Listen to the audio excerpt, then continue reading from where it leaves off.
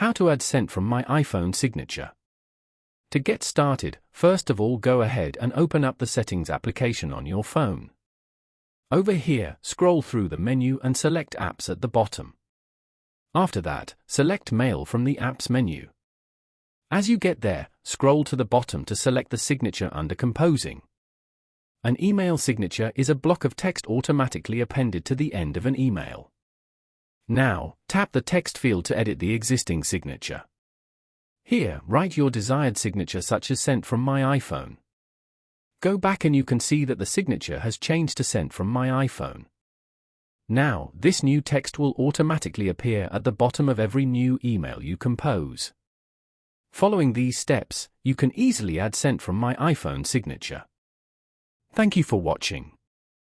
Please leave a like if this tutorial helped you, or leave a comment below if you have any questions related to the video.